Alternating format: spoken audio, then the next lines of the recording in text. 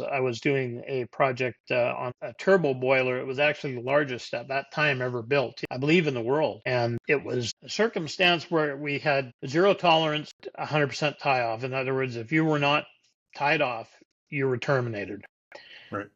And it was an incredibly complex job because all the tubing and everything in the boiler and stuff, it was from top down, right? A lot of lifts, a lot of activity, a lot of scaffolds being built. On one particular day, I stopped and I had a conversation with a scaffolder who wasn't tied off, and so it was incumbent really upon me, I guess, to take his job away. But my problem with that philosophy is I have never believed that we should send somebody somewhere else to die, right? I think we need to do that. We need to show them that we love them, we care about them, and that what we're asking them to do is in their best interest. And encourage them in that way, not just say, you know what, you didn't do what you're told, so you're fired, right? And so in that particular instance, we had a really good dialogue. He had a wife, he had 2 kids, I believe. I said to him that it wouldn't benefit me at all to take his job from him. It wouldn't be beneficial to his wife, it wouldn't be beneficial to his children. And I had no interest in sending him down to another project to continue on with the same behavior and lose his life. So I asked him if he would make a commitment to me, not because I was such a good guy, but simply because he loved and cared for his wife and kids. That he'd make a commitment to me to be tied off. And he made that commitment with me, and we shook hands.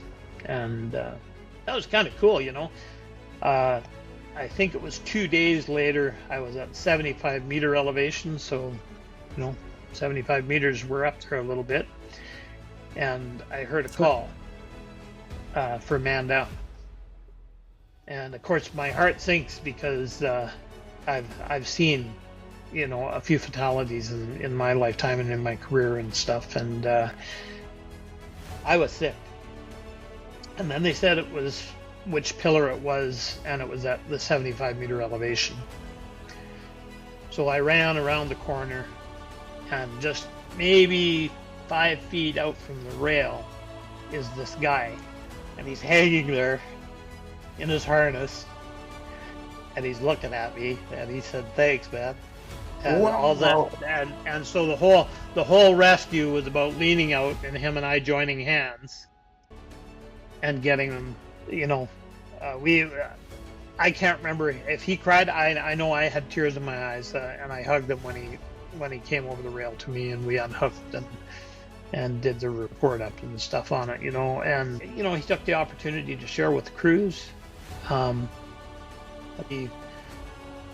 been quite a few, but that one was really, really meaningful to me because he was alive on my job, because we just had a good dialogue and we made a commitment to each other, right? And we evidenced that we cared about each other. So, and the other thing is that that was my job.